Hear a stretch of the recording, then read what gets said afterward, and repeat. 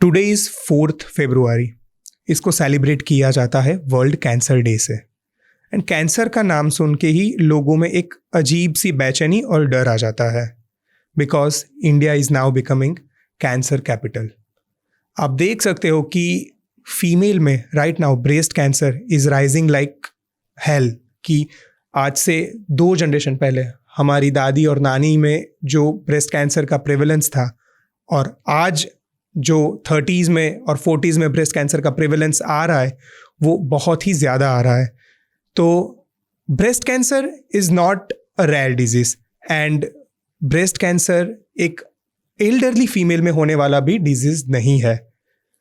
Breast cancer late India में detect इसलिए नहीं होता कि इंडिया में टेक्नोलॉजी की कमी है, पर लेट डिटेक्ट इसलिए होता है कि लोगों में कुछ मिसकंसेप्शंस है एंड ज़्यादातर डर है, एंड एक गलत आदत है कि जो टालने की आदत, उससे लेट डिटेक्ट होता है। तो आज के पॉडकास्ट में हम आपको डराएंगे नहीं, बट आपको एजुकेट करेंगे। हम पहले डिस्कस करेंगे कुछ risk factors, then we will go for diagnostic things.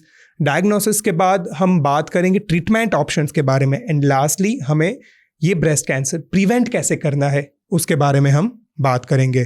कोई व्हाट्सएप यूनिवर्सिटी ज्ञान नहीं, only science, that too by doctors.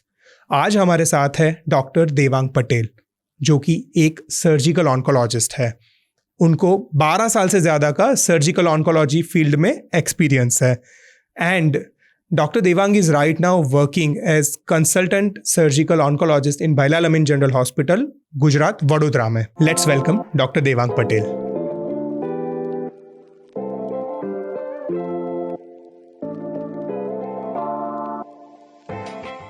तो सर, आज से जब 10 साल पहले मैंने अपना MBBS पास किया था, तब जो ब्रेस्ट कैंसर का इंसिडेंस एंड प्रेवलेंस था, एंड आज जब मैं प्रैक्टिस कर रहा हूँ as a radiologist after 3 years of experience, मेरे को जो इंसिडेंस एंड प्रिवेलेंस जो अभी ब्रेस्ट कैंसर का मिल रहा है वो बहुत ही ज़्यादा है। That's why India is calling as breast cancer capital. Yes, 2 generation पहले लाइक हमारी दादी और नानी को ये सब डिजीजेस नहीं देखने को मिलते थे, बट आज 30s एंड 40s में भी फीमेल को ये सारे डिजीजेस देखने को मिलते हैं। तो इसके पीछे का सर क्या रीज़न है?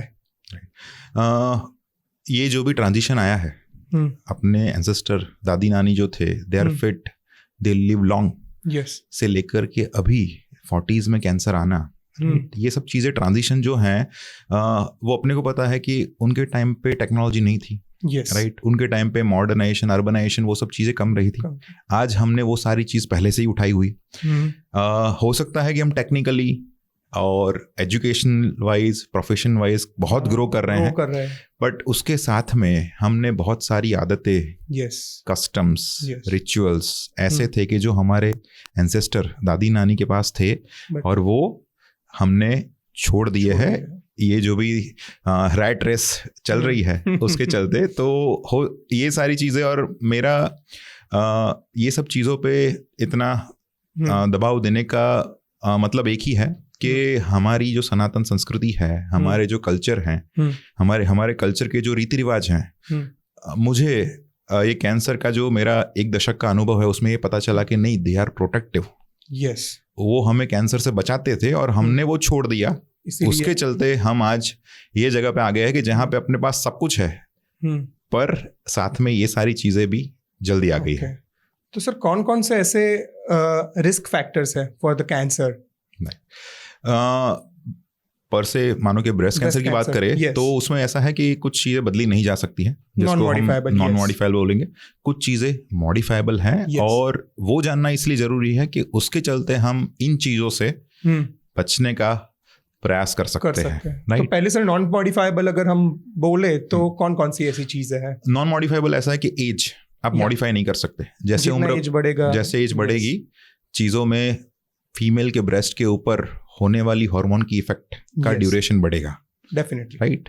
और ये सारी जो भी कन्वर्सेशन अपना चलेगा उसमें कुछ चीज़ें, ये इसको सिंप्लीफाई करने के लिए मैं ऐसा रखता हूँ कि bad hormones and good hormones.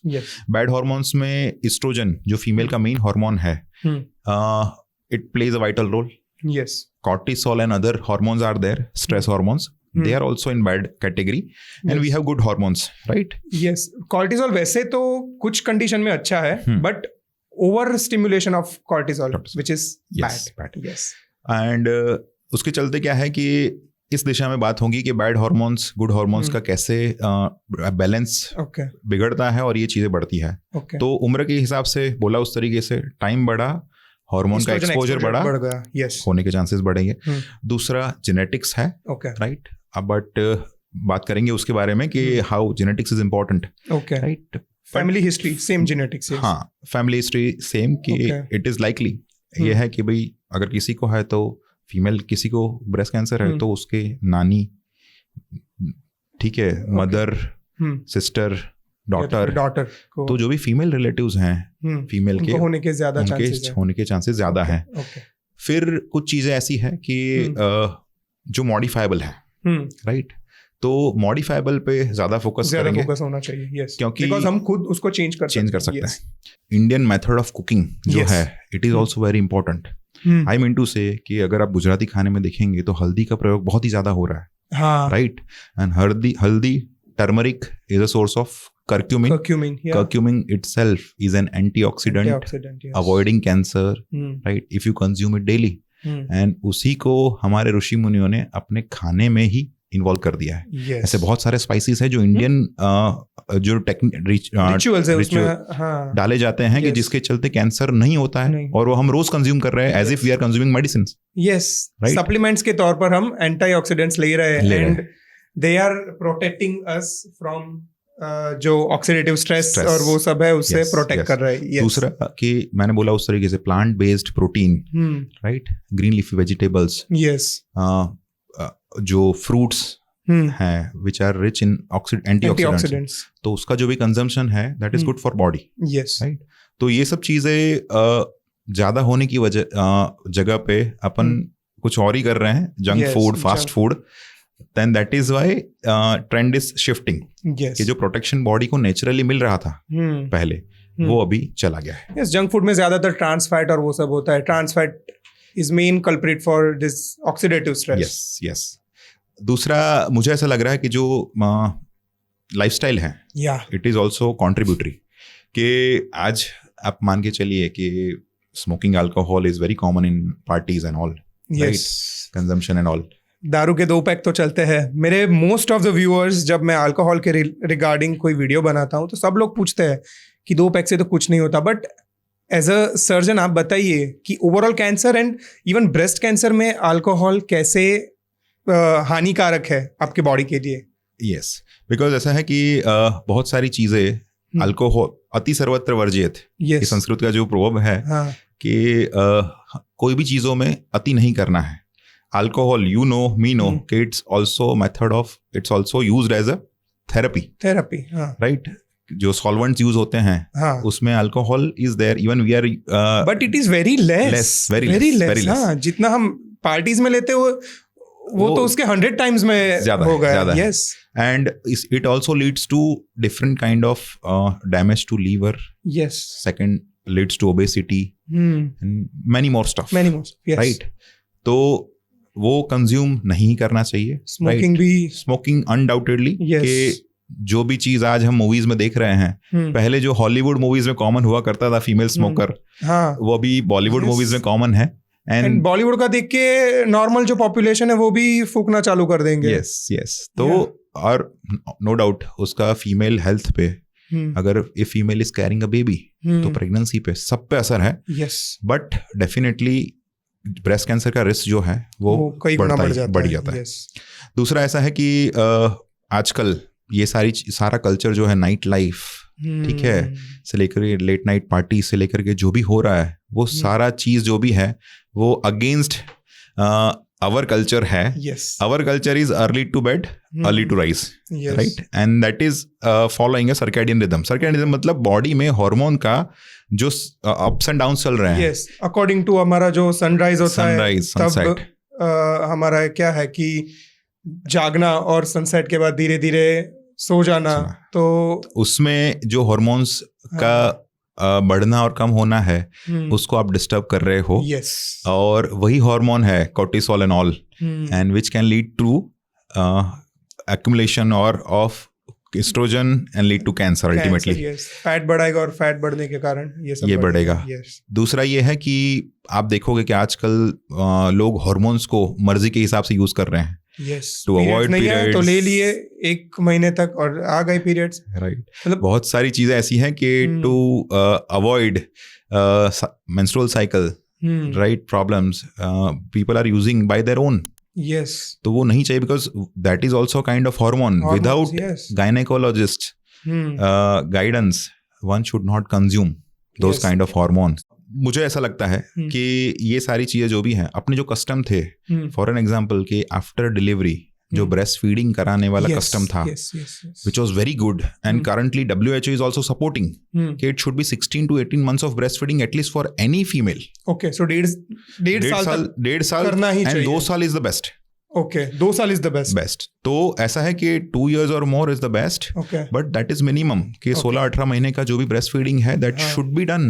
And आप नहीं मानेंगे कि जो बैड हार्मोन्स हैं कि जिसका ब्रेस्ट के ऊपर असर पड़ रहा है, उसका स्विच जितना टाइम फीमेल ब्रेस्ट फीड कराती है वो बंद रहता है. Yes, right. तो वो प्रोलैक्टिन बंद रखेगा ओव्यूलेशन को. तो उसके चलते ब्रेस्ट के ऊपर एस्ट्रोजन का असर 2 साल तक नहीं आ रहा है. नहीं आएगा. Yes, right. तो उससे क्या होगा कि चीजें जो भी है वो आगे फ्यूचर में जो टोटल एस्ट्रोजन एक्सपोजर है वो कम हो जाएगा. दूसरा सेम ओवेरियन कैंसर भी you are preventing simultaneously. Yes. आजकल दूसरा एक चीज है कि लोग लेट मैरिजेस कर रहे हैं after 30s. Yes. So having a first child after 30 increases the risk of breast cancer. Okay. Because पहले क्या है कि शादियां जो भी थी वो 20 की उम्र के आसपास होती थी. तो having a first kid after 20s, 22, 24, अभी ऐसा है कि ये सारी चीजें लेट हुई. एक डिकेड आगे चली गई है पूरी. तो ये जो 10 दशक का एस्ट्रोजन एक्सपोजर है, 10 साल का estrogen exposure, that causes cancer in 30s and 40s. Yes. तो second thing, nulliparity. People are avoiding marriages, right? If they are getting married, बच्चा जो भी है लेट है because दौड़ चल रही है, right? और ब्रेस्ट फीडिंग का भी वही है कि अभी breast feeding is protective. Yes, for protective. ये अपना रिचुअल जो था, कस्टम था, दैट इज गुड. बट अभी क्या है कि हर एक मतलब अभी डबल इनकम सरकार है. मेल भी कमा रहा है, फीमेल भी कमा रही है. सबको 2 महीने में बच्चे को बोतल फीड पे डाल के जॉब करना है, पैसे कमाना है, राइट. इतना फास्ट लाइफ हो गया है. पर अपन सोच नहीं पा रहे हैं कि इससे फीमेल अपने ही बॉडी को हार्म कर रही है. और साथ में बच्चे का तो ग्रोथ लॉन्ग टर्म में तो फाइनेंशियल बर्डन आएगा in the form of health. Even बच्चा भी डेवलप नहीं हो रहा है. And one research is saying that breast feeding is protective to blood cancer to baby. तो ये कस्टम ऊपर वाले ने बनाई है कि जो आप तोड़ रहे हो तो डेफिनेटली आप कैंसर में फंसोगे. Okay, right. एंड साथ में मतलब हमारा जो भी रिलीजन है वो इतना इंटेलेक्चुअल रिलीजन है कि जिसमें बहुत सारी चीजों को धर्म के साथ में जोड़ा गया है. यस. कहने का मतलब है सूर्य नमस्कार, सन सैल्यूटेशन जो अपन बोलते हैं. क्या करना है? सुबह उठना है, सूर्य नारायण का ध्यान लगा करके नमस्कार करके कुछ एक्सरसाइजेस करने हैं. यस. अगर आप किसी को भी पूछोगे it is the best exercise. हाँ, ऑलमोस्ट सारे मसल्स हमारे like even as a medical exercise specialist अगर मैं कहूँ तो सूर्य नमस्कार में ऑलमोस्ट सारे आपके मसल्स की एक्सरसाइज हो जाती है.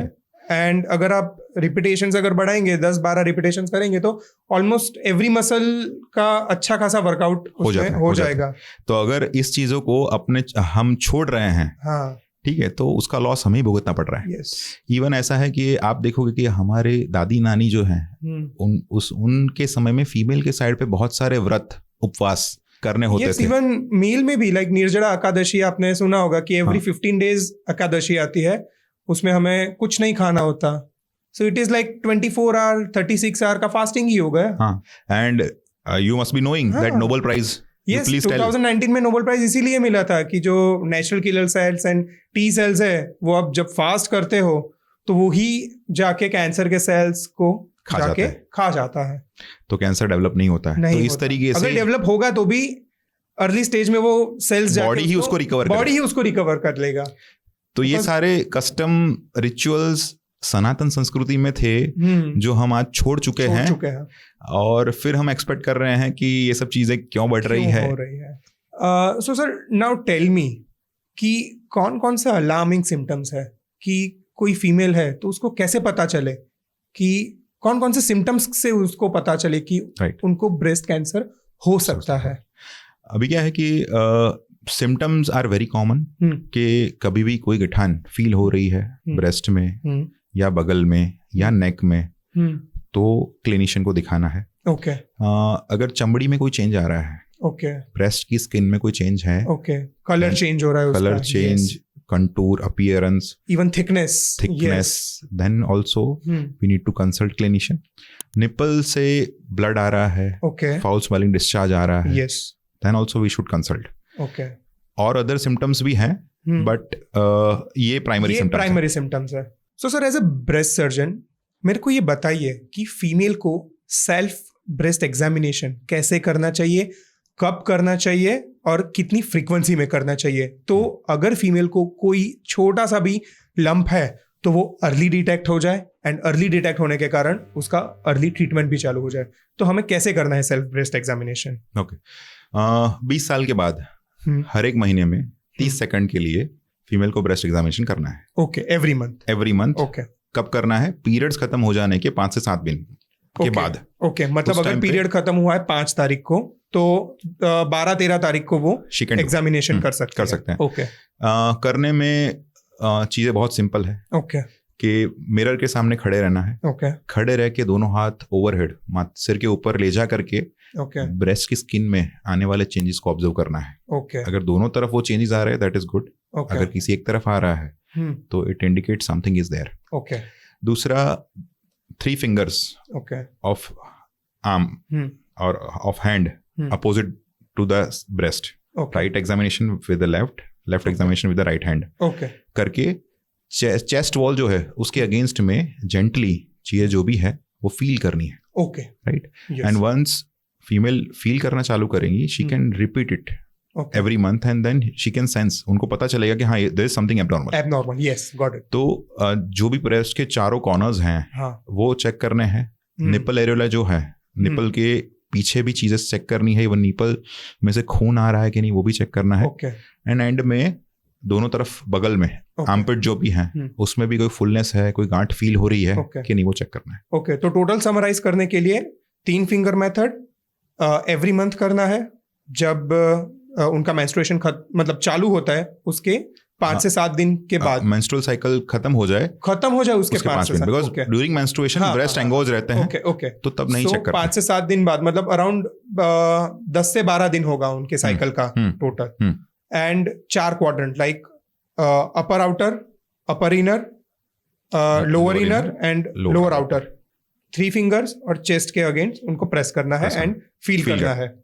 एंड इवन एक्सिला में भी, लाइक बगल में, एंड निपल को करना है। Okay, now tell me about the diagnostic thing, कि अगर फीमेल ने ये पाल्पेट किया और उनको ऐसा कुछ लंप दिखा तो अब क्या करना चाहिए? कौन कौन सी डायग्नोस्टिक मोडालिटीज है ये ब्रेस्ट कैंसर डिटेक्ट करने के लिए, और उसका क्रम कैसे होना चाहिए? मतलब कैसे ये मॉडलिटी करवानी चाहिए, उसके बाद ये करना चाहिए। सो फर्स्ट क्या करना चाहिए अगर किसी फीमेल को सेल्फ ब्रेस्ट एग्जामिनेशन में कुछ मिला तो क्या करना चाहिए? First of all, first seek clinical consultation. Okay, first तो उससे पता चलेगा कि ये चीजें जो भी है according to age, according to presentation क्या है, गोइंग टुवर्ड्स कैंसर और not. Yes, you are a radiologist and you know better than me the screening mammogram and all. Right, के breast cancer we are fortunate कि ये common तो है ही, but ऊपर वाले ने एक विंडो अपने को एक्स्ट्रा दिया हुआ है, early detection by mammogram. Yes. अगर यही चीज मानो कि फूड पाइप का कैंसर है, स्टमक का कैंसर है, तो अपने पास कोई स्क्रीनिंग टेस्ट ही अवेलेबल नहीं। यस। ब्रेस्ट कैंसर में we have good screening test. Screening का मतलब है जिसको दिक्कत नहीं है वो भी कराए। Yes, right. तो ये अवेलेबल है फॉर ब्रेस्ट कैंसर, एंड उसके लिए करते हैं mammography. And mammography is widely available in today's time. And even as a radiologist मैं कहना चाहता हूँ कि अगर मैमोग्राफी भी किसी सेंटर पे नहीं है तो एटलीस्ट सोनोग्राफी मशीन तो होगा ही। तो सोनोग्राफी से भी एटलीस्ट अगर कुछ लंप पाल्पेट होता है तो just go to a sonologist, radiologist, just check करवाइए कि कुछ है कि नहीं, बिकॉज सोनोग्राफी से भी कि कैरेक्टराइजेशन हो जाएगा, कैरेक्टराइजेशन तो पता चल ही जाएगा कि वेदर ये सादी गांठ है या तो फिर कैंसर वाली गांठ है।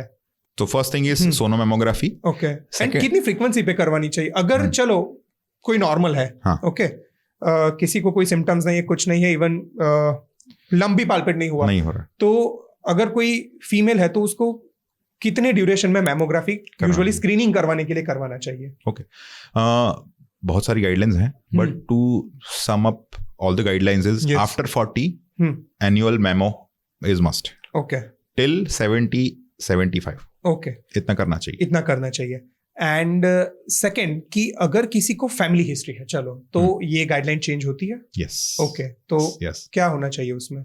फर्स्ट फैमिली हिस्ट्री में जेनेटिक टेस्टिंग कराते हैं, और उसमें कोई जेनेटिक म्यूटेशन मिलते हैं तो फिर हमारा पैटर्न चेंज होता है। Okay, we add MRI to that. Okay, mammography MRI 6 monthly alternately. Yes, and starting earlier. Okay, जो 35-40 में रिकमेंड कर रहे हैं उसको हम ज्यादा, मतलब 25-30 से चालू करते हैं। ओके, 25 से चालू हो जाता है। नाउ टेल मी कि ओके, अभी तो पहला सोनोमेमोग्राफी करा लिया, सोनोमेमोग्राफी करवाए, उसमें अगर कुछ आया लंप जैसा है तो अभी क्या करना है? अभी क्या है कि सोनोग्राफी या mammography it's an image. Yes, जो भी है वो चित्र है कि ये कैंसर जैसा लग रहा है। रेडियोलॉजिस्ट हमेशा यही बोलेंगे कि ऐसा लग रहा है। हाँ। उसको डॉक्यूमेंट करने के लिए उसके कुछ सेल्स हम लेते हैं जिसको बायोप्सी बोलते हैं। Yes, core needle biopsy. Yes, हाँ, बायोप्सी में 2 टाइप है। एक स्मॉल नीडल रहता है जिसको FNAC बोलते हैं। FNAC, yes. एक बड़े नीडल का रहता है जिसको कोर नीडल बायोप्सी बोलते हैं। बट आज की तारीख में standard guideline is do core needle biopsy only, क्योंकि उससे हमें कैंसर है या नहीं वो तो पता चलेगा, पर कैंसर का पूरा कुंडली मैं उससे निकाल लेता हूँ। उसके सारे रिसेप्टर्स क्या है, कौन सा टाइप है, डेफिनेटली उसमें ज्यादा वो, मतलब नीडल थोड़ी मोटी होती है तो डेफिनेटली हमको जो सैंपल मिलता है वो ज्यादा मिलेगा, है, बट उससे कैंसर का कुंडली निकल जाता है, पूरा कुंडली निकल जाएगा। यस, ओके, अभी बायोप्सी में भी प्रूवन हो गया कि कैंसर है, तो now what is the next step? Cancer आप जानते हैं कि फैलने वाली बीमारी है। yes. तो कभी ऐसा नहीं कैंसर आया तो सीधा जाके उसको काट के निकालो। ओके, ये प्रैक्टिस आज नहीं करते हैं। yes. सबसे पहले हम चेक करते हैं कहीं फैला हुआ है कि नहीं। yes. उसके लिए there are batteries of test. Okay, starting from x-ray chest, USG abdomen, CT scan of chest abdomen, pelvis से लेकर के PET scan. According to stage जो भी है वो ऑन्कोलॉजिस्ट विल गाइड यू कि विच मेटास्टेटिक वर्कअप, ये फैला हुआ जो भी है वो किस तरीके से पकड़ में आएगा। Okay, right.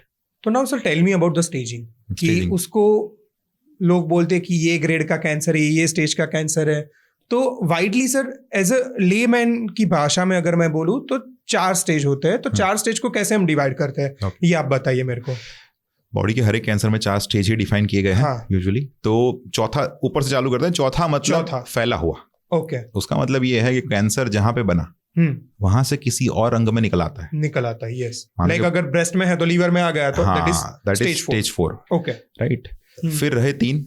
अभी सिंपल 1 सेंटेंस में बोलेंगे, अगर ब्रेस्ट की स्किन इन्वॉल्व हुई है, बीमारी चमड़ी से चिपक गई है या चमड़ी में उतर गई है, तो वो तीसरा स्टेज मिनिमम है। राइट। और अगर ये नहीं है, ठीक है, तो बीमारी मानो कि छोटी बीमारी है, ब्रेस्ट में ही है, तो उसको पहला या दूसरा स्टेज बोलेंगे। पहला या दूसरा स्टेज। तो इतना सिंप्लीफाइड है कि अगर फैल गया है तो चौथा, ओके, स्किन तक उतर गया है तो तीसरा, बाकी जो बचा है इनिशियल तो पहला या दूसरा। ओके, एंड अगर एक चीज अगर मैं पूछूं तो अभी ट्रीटमेंट के बारे में मैं बात करूं तो ट्रीटमेंट के कौन से ऑप्शंस हमारे पास अवेलेबल है राइट नाउ? ये जो भी ऑन्कोलॉजी है उसका डीलिंग प्राइमरीली 3 लोग करते हैं। ओके, एक है जिसमें सर्जरी, जिसमें ऑपरेशन की विधि आती है। आई एम सर्जिकल ऑन्कोलॉजिस्ट, मतलब मैं कैंसर की सर्जरी में डील करता हूँ। सेकंड है मेडिकल ऑन्कोलॉजिस्ट जो थेरेपीज में डील करते हैं। Okay, right. एंड तीसरा है शेक वाले डॉक्टर, रेडिएशन वाले डॉक्टर। यस। तो ये 3 डॉक्टर प्राइमरीली इन्वॉल्व होते हैं according to the stage and characteristics of tumour. तो ये 3 लोग इन्वॉल्व होते हैं प्राइमरीली। ओके, अभी सर्जरी वाला जो भी है, हाँ, तो सर्जिकल पार्ट आप बताइए सर कि कौन सी सर्जरी में भी कौन सी हमारे पास ऑप्शंस अवेलेबल है। ओके, 30 साल पहले ऐसा था कि अगर ब्रेस्ट में कैंसर होता है तो पूरा ब्रेस्ट हटाना है, इवन मसल उसका नीचे वाला है वो सब हटा देना है, पेक्टोरलिस मेजर भी हमें निकालना है, सब कुछ हटाना है। Even people used to remove ribs. Okay, तो वहां से चल के ये ट्रीटमेंट इवॉल्व होते होते आज ऐसे लेवल पे आई है कि अगर गांठ है तो आप सिर्फ गांठ को 1 सेंटीमीटर ऑल अराउंड उसका पूरा मार्जिन रख के निकाल देते हैं और साथ में एक्जिला बगल आर्मपिट के जो नोड्स हैं वो एड्रेस कर लेते हैं. That is sufficient for treatment. तो it is divided on the basis of मतलब स्टेज कौन सा है. अगर छोटा ट्यूमर है, स्टेज 1 है, बहुत छोटा है, तो पॉसिबल है कि हम ब्रेस्ट को कंजर्व कर सकते हैं. तो हाँ, अभी आज हम जब ब्रेस्ट कैंसर को उस एज ग्रुप में पा रहे हैं कि जहाँ पे ब्रेस्ट का कॉस्मेटिक एस्थेटिक अपीयरेंस भी मैटर करता है. बिकॉज 30-40s में इट मैटर्स. यस, वो बिकॉज बॉडी इमेज से लेके confidence everything depends on that. Definitely it matters. तो कंजर्वेशन या इट्स सेफ एंड करना चाहिए. Yes, and to give good shape doing conservation with proper safety of cancer, along with that good cosmesis appearance, जिसको बोलते हैं oncoplasty, that is also available, and varieties of procedures are there to avoid morbidities and complications. Right? तो ये हो गया, ये breast conservation. उसके बाद रेडिएशन. यस, अभी बाकी जो थेरेपी है उसका मैं थोड़ा ब्रीफ करूं. मैंने बोला उस तरीके से कि जब बड़ी सुई की जांच करते हैं तो हम कैंसर का कुंडली निकालेंगे.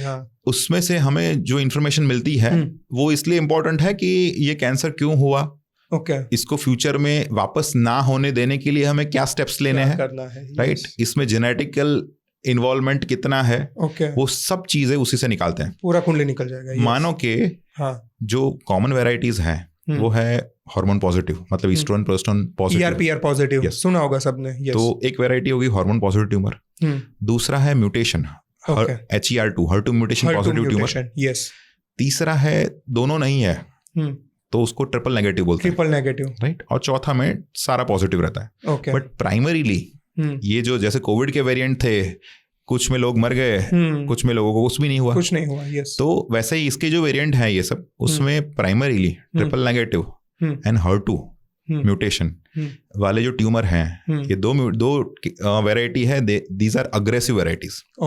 तो उसके लिए हम भी अग्रेसिवली एफर्ट्स डालते हैं, राइट. कहने का मतलब है कि अगर हमें मिलता है कि हार्मोन वाला ट्यूमर है तो हम ऑपरेशन या ट्रीटमेंट सारा खत्म हो गया, उसके बाद में हार्मोन की टैबलेट्स चालू कर देते हैं, एटलीस्ट फॉर 5 years.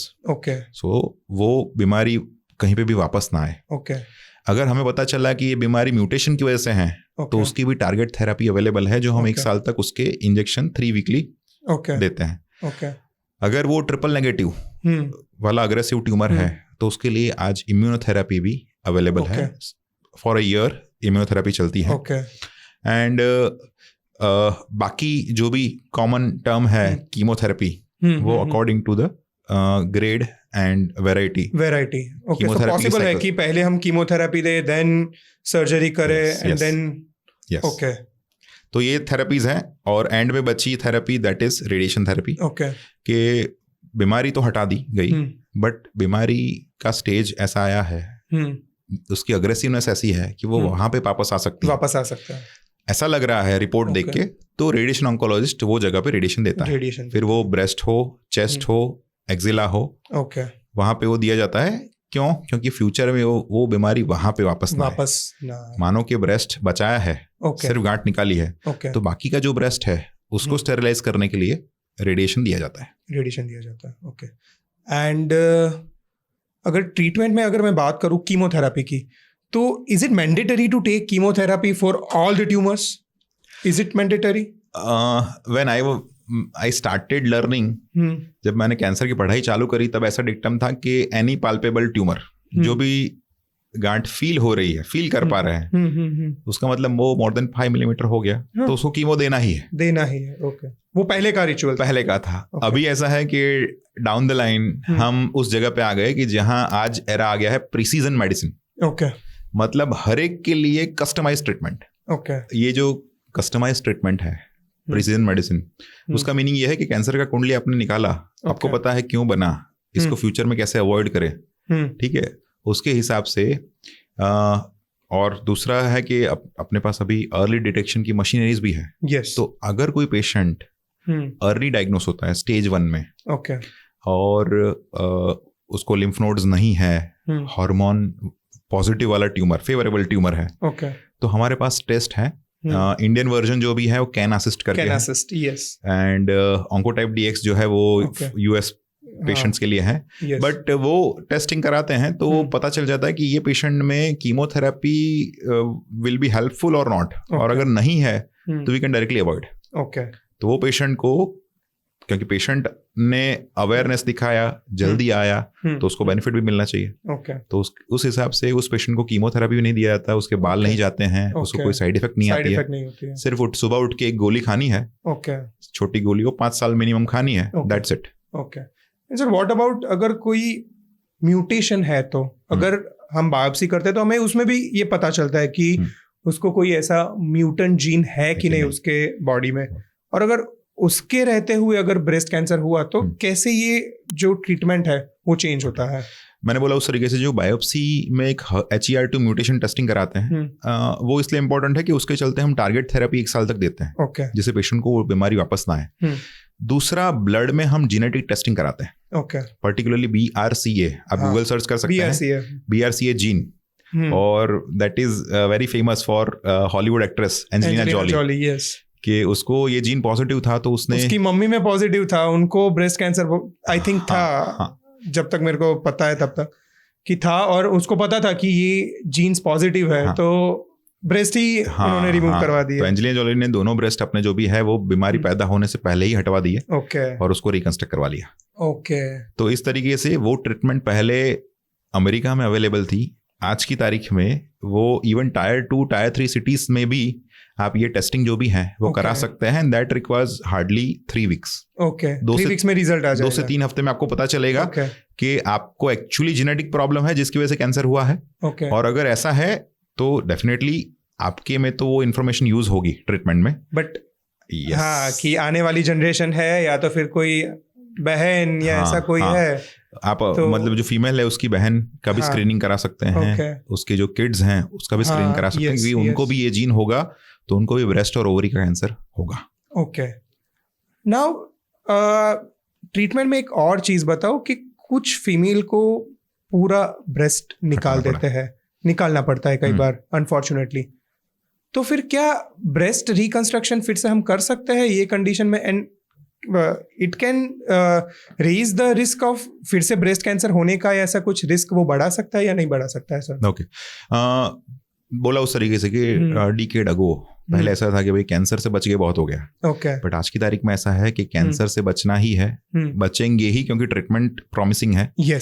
तो बचने के बाद में पेशेंट सोसाइटी में जब वापस जाएगा तो उसको नियर नॉर्मल सोसाइटी में वापस भेजना, that is my motto of doing this kind of surgeries. और उसमें क्या है कि अभी advance technology of reconstruction is there, implants, expander, and patient के खुद का मसल फ्लैप से लेकर के रोटेशन फ्लैप्स, बहुत सारे सर्जिकल एडवांसमेंट है कि जिसके चलते हम पेशेंट को नियर नॉर्मल दे सकते हैं। एंड एज यू नो कि it is an organ which is under the clothes, तो बाहर से देख के किसी को पता भी नहीं चलेगा। मानो कि पेशेंट जल्दी आया और उसका ऑन्कोप्लास्टिक ब्रेस्ट कंजर्वेशन सर्जरी हो गया, सब कुछ हो गया, पता ही नहीं चलेगा, और बोला उस तरीके से फेवरेबल ट्यूमर आया, कीमो नहीं लेना पड़ा, कुछ भी नहीं करना पड़ा, तो बाहर से किसी को पता भी, बिकॉज अभी भी सोसाइटी में ये स्टिग्मा रहता है, स्टिग्मा है। तो अभी हमारा प्रयास वही है कि बीइंग अ सर्जन मैं पेशेंट को सोसाइटी में वापस नियर नॉर्मल स्टेट में भेज सकते हैं with using all this modalities of reconstruction on the same day. मतलब आज ऑपरेट कर रहे हैं तो आज ही रिकंस्ट्रक्ट कर देना है, right, because we have everything on surgical side. Sir हमने पहले डिस्कस किया ये रिस्क फैक्टर्स, सेकंड डिस्कस किया डायग्नोस्टिक मॉडलिटीज, थर्ड हमने ट्रीटमेंट की भी बात की। तो अभी just as a curious person मैं आपसे पूछना चाहता हूँ कि क्या हम इसे प्रिवेंट कर सकते हैं? प्रिवेंशन मैंने बताया उस तरीके से कि जो इसके कॉजेज हैं, जो इसके कारण हैं, जिसमें हमने पूरा ये सनातन संस्कृति और उसके कल्चर डिस्कस किए, उसमें जो डिवीजन था वो ऐसा था कि कुछ चीजें नॉन मॉडिफाइबल हैं। फॉर एग्जाम्पल आप एज को नहीं मॉडिफाई कर सकते, इन जीन्स को भी नहीं कर सकते। तो जीन्स के लिए अपने पास डिटेक्शन है, अर्ली डिटेक्शन है कि लाइक टेक्नोलॉजी की जेनेटिक टेस्टिंग है, उससे हम अगर जल्दी डिटेक्ट कर लिया किसी और में, अगर उसके मदर में भी डिटेक्ट कर लिया तो चांसेस है कि उसकी जो ऑफस्प्रिंग्स है उसको बचा सकते हैं हम। तो ओके, वो भी एक तरीका प्रिवेंशन ही है। प्रिवेंशन ही है, यस यस यस। एंड उस तरह उसका थेरेपेटिक इम्प्लीकेशन ये है, जो कैच है वो यहाँ पर ही है कि जेनेटिक वाला कैंसर 30-40s में आएगा। ओके, और 30-40s में ही ब्रेस्ट कंजर्व करने का नीड है। ओके, और अगर जेनेटिक टेस्टिंग पॉजिटिव है तो मैंने बोला उस तरीके से कि पूरा ब्रेस्ट निकालना चाहिए, ओके, और पूरा बनाना चाहिए। ओके, तो उसमें अगर हम कंजर्वेशन वाला सर्जरी करते हैं तो फ्यूचर में उसमें बीमारी वापस आने के चांसेस ज़्यादा है। ओके, तो ये जो कंजर्वेशन का डिसीजन है वो आउट ऑफ क्वेश्चन चला जाता है अगर उसका जेनेटिक टेस्टिंग पॉजिटिव आता है। ओके, तो इस तरीके से जेनेटिक्स जो भी है वो प्रिवेंशन में और ट्रीटमेंट में दोनों में काम आ रहा है। ओके, और ये चीज़ आज से 5 साल पहले नहीं थी। अभी दूसरे प्रिवेंटिव फैक्टर जो भी है मैंने बताया उस तरीके से। बट एक चीज़ की अगर जेनेटिक कैंसर की मैं बात करूं तो आपने सर आप ऑलमोस्ट 12-13 साल से सर्जिकल ऑन्कोलॉजी की प्रैक्टिस कर रहे हैं, तो सर उसमें आपने कितने ऐसे पेशेंट देखे कि जिसको जेनेटिक्स की वजह से कैंसर हुआ है और कितनों को लाइफस्टाइल की वजह से हुआ है? तो कितने हैं ऐसे सर परसेंटेज अगर देखो तो? Out of 100, it is 5 to 10%. Only 5 to 10% genetics. I had a patient diagnosed with breast cancer, that to stage 4 at the age of 32, immediately after delivering a second kid. Okay. So it was lifestyle related or? No, that was because of genetics. Genetics, okay. Okay. तो 5 से 10% है, because I feel कि ये after a decade I can comment कि Indian genes are very strong as compared to foreign genes. क्यों sir? Reason ऐसा है, मैंने बोला उस तरीके से आई फर्मली बिलीव कि अपना जो सनातन संस्कृति है उसके चलते बहुत सारी अच्छी चीजें ही यहाँ ग्रो हुई है। एंड दैट इज वाई जो दादी नानी है जिनको कैंसर नहीं है, और वो सारा अपन ने डिस्कस किया कि वो इस तरीके का जो कस्टम था, रिचुअल था, उसके चलते हमारे जीन्स बहुत ही प्रोटेक्टिव है। ओके, सो मतलब जो मेजोरिटी ऑफ द कैंसर्स है वो अभी हमें लाइफस्टाइल रिलेटेड हमें देखने को मिलता है, क्योंकि तो अगर लाइफस्टाइल अगर हम सही करेंगे तो इसका रिस्क भी कम हो जाएगा। तो क्या क्या चीजें सर करनी चाहिए? जो मुझे स्ट्रेट फॉरवर्ड लग रहा है कि यस, सात्विक डाइटरी लाइफस्टाइल जो भी है, plant based proteins, high fibre diet, right, avoiding those refined sugars, maida and all, flours and all, right. Second thing के accepting the customs, breastfeeding, yes, right. Third thing, मैंने बोला कि your sleep matters a lot to maintain your hormonal balances. Even sir, I have read somewhere कि अगर आपका sleep आधा हो जाता है तो आपके जो नेचुरल किलर सेल्स है कि जो कैंसर को डिटेक्ट करके मार देते हैं, वो सेल की जो कैपेसिटी, मतलब जो कैपेबिलिटी होती है वो सेल को ढूंढ के उसको मारने की, वो ऑलमोस्ट 50% से कम हो जाती है। अभी ऐसा है कि it is directly related with cortisol. Yes, आपका जो नाइट वाला रिदम चल रहा है तो कॉर्टिसोल ज्यादा चल रहा है, कॉर्टिसोल बढ़ेगा तो नेचुरल किलर सेल्स जो भी है उसको दबा देगा, तो वो किल नहीं कर पाएंगे कैंसर को, तो कैंसर बढ़ेगा। तो इसके लिए जो कस्टम है, early to bed early to rise, that is good. Exercising, right, चीजें सब बोल रहे हैं एक्सरसाइज करना है, बट हम इतनी भागदौड़ में हैं कि हमारे पास एक्सरसाइज करने के लिए, जिम जाने के लिए हो सकता है कि टाइम ना हो, बट मैंने बोला उस तरीके से कि जो sun salutation, to create time आपको मिलेगा नहीं, you have to create time for yourself. और इसीलिए हमारे जो ऋषि मुनि थे, दे आर वेरी इंटेलिजेंट, उन्होंने ये सारी एक्सरसाइजेस को कस्टम्स के साथ रिचुअल्स में डाल दिया कि सुबह उठ के आपको अगर सन सैल्यूटेशन, सूर्य नमस्कार करना है तो साथ में आपको ये भी बेनिफिट हो जाएगा। और इसके चलते क्या है कि ओबेसिटी, मोटापा जो बढ़ रहा है, एंड बोला उस तरीके से कि fat is storage of bad hormones, yes, और बैड हार्मोन बढ़ेंगे तो कैंसर बढ़ेगा। तो ओबेसिटी अवॉइड करने के लिए जो करना है, डाइट मॉडिफाई किया, एक्सरसाइज प्रोटोकॉल बनाया, इवन आपके जो उपवास व्रत हैं, अगर मैं तो बोल रहा हूँ कि आप एवरी 15 डेज रिलीजन के हिसाब से मत करो, आप हेल्थ के हिसाब से एवरी 15 डे को करना ही चाहिए, एटलीस्ट वाटर फास्ट 24 आवर कर, तो अभी करने वाले कर सकते हैं, नहीं है तो they can restrict that diet for that 2-3 days a month. मतलब अगर टाइम रिस्ट्रिक्टेड ईटिंग भी कर रहे हो तो भी अच्छा है ना, कि लाइक 8 घंटे में, मतलब इंटरमिटेंट फास्टिंग जैसा कि 8 घंटे खाओ, बाकी का 16 घंटा थोड़ा भूखे रहो। तो ये सारी चीजें प्रूवन है। कि जो बोला आपने नोबेल प्राइज वाला एक्सरसाइज में भी सर, क्या अगर मैं आपको बताऊं एक डेटा कि आज से 100 साल पहले एवरेज स्टेप काउंट जो था लोगों का वो था 23,000 स्टेप्स अ डे। आज बताओ कितने लोग 23,000 स्टेप्स करते हैं? बिकॉज 2300 अगर हो रहा है ना तो भी बहुत है, बहुत है कुछ लोगों के लिए, तो क्योंकि इतना कम है। अभी खाना आपके घर पे आ रहा है मोबाइल से, कपड़े आपके घर पे लोग देके जा रहे हैं, ठीक है, आपको जो चाहिए वो वन क्लिक पे अवेलेबल है सब कुछ। बट अभी वो चीज डिनाई नहीं कर सकते, उसको एक्सेप्ट ही करना है, बट आपका लाइफ जो भी है वो आपको चेंज करना है, और ये आपको कंपल्सरी ऐड करना ही पड़ेगा, ठीक है। और बाकी ये बोला उस तरीके से अननेसेसरी हार्मोनल एक्सपोजर जो भी है वो भी नहीं कर, दैट शुड बी अवॉइडेड और अंडर गाइडेंस। ओके, सो ये तो हुआ प्रिवेंशन वाला प्रिवेंशन। एंड अगर आप नॉन मॉडिफाइबल चीजें ट्रेस कर रहे हैं जो आपके हाथ में नहीं है, मानो कि ये जो पोल्यूशन है वो आपके हाथ में नहीं है, कौन सा पेस्टिसाइड डल रहा है खाने में वो आपके हाथ में नहीं है, राइट, कौन सा खाना आपके घर पे स्विगी जोमेटो वाला देके जा रहा है आपके हाथ में नहीं है, तो उसको that also we can restrict कि अगर ऐसी सब चीजें बाहर का नहीं खाना है, मेरे को ऑर्गेनिक जितना हो सके उतना ऑर्गेनिक खाना है। बट अभी पॉल्यूशन के लिए भी आई विल ट्राई कि अगर मास्क पहन के निकलो आप तो भी, मतलब जितना आप तो कम कर सकते हो, आपके हाथ में जितना है उतना लो। बाकी अगर हो रहा है, अगर आपके हाथ में नहीं है, उससे हुआ तो और वो सब। और दूसरा एक मोस्ट इंपॉर्टेंट फैक्टर जो रहा दैट वाज स्ट्रेस। यस, आज के जमाने में जितना स्ट्रेस हम ले रहे हैं उतना हमारे पिताजी या दादाजी शायद से ही लिया करते थे। यस। और जितना टेक्नोलॉजी अपने पास है जिसके चलते हम रात को 11, 12, 1, 2 बजे तक चीजें अपना दिमाग ऑन रहता है, वो पहले नहीं था। और उसके चलते बोला उस तरीके से जितना नाइट लाइट का एक्सपोजर रहता है आंखों पर, उतना मेलाटोनिन जो भी है सप्रेस होता है, और मेलाटोनिन कम होगा, एस्ट्रोजन बढ़ेगा, कैंसर बढ़ेगा। सेम जब भी ये कॉर्टिसोल डिस्टर्बेंसेस जो होंगे, that is because of all this stress and all. तो स्ट्रेस हो सके उतना कम करना है। अभी उसके लिए तो कोई दवाई मेरे पास भी नहीं है, ठीक है। डॉक्टर स्ट्रेस से definitely we can go for meditation and breathing techniques जो भी है वो हम करें तो डेफिनेटली वो स्ट्रेस को बहुत सारा हम कम कर सकते हैं वो सब चीजों से। तो ये सब चीजें उसी में है कि आप जो भी कर रहे हैं, मानो कि प्राणायाम कर रहे हैं, अनुलोम विलोम कर रहे हैं, और जितने भी योगा मेडिटेशन, ये सारी चीजें उसी के चलते आज बहुत सरफेस पे आ रही हैं, क्योंकि people want to get rid of stress. Yes, कि मुझे ये हटाना है तो कैसे ही हटाएं। तो ये सब चीजें मेरे हिसाब से माइनर चेंजेस हैं, एक्टिवली करने पड़ेंगे।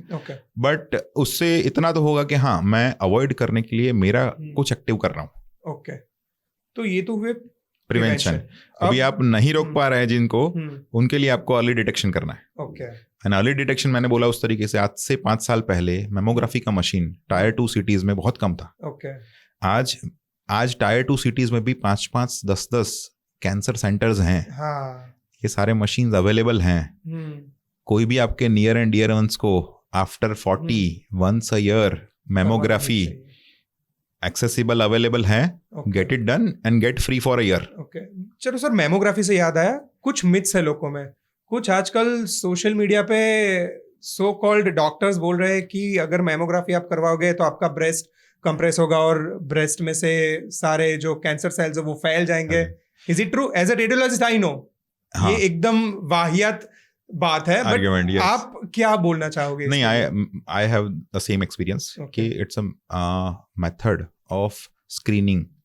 ब्रेस्ट का मेमोग्राम मतलब ब्रेस्ट का एक्सरे जो हो रहा है, उसमें क्या हो रहा है कि ब्रेस्ट को स्प्रेड करके कहीं भी छोटे छोटे कुछ भी प्रॉब्लमेटिक ट्यूमर्स हैं वो देखने के लिए, उसको स्प्रेड करने के लिए हो रहा है। स्प्रेड करने के लिए हम कंप्रेशन के लिए कंप्रेशन नहीं करते थे कि ये फट जाता है। यस, एंड सेकंड थिंग कि जिसमें मानो कि ट्यूमर ऑटोमेटिकली फटा हुआ है, स्किन पे आया, तो मैं मेमोग्राम नहीं कराता हूँ। ओके, उस टाइम पे डायरेक्टली विजिबली हमको पता चल जाएगा कि ये सब चीजें हैं। सेकंड थिंग, इससे याद आया कि क्या बायोप्सी करने से ट्यूमर फैलता है?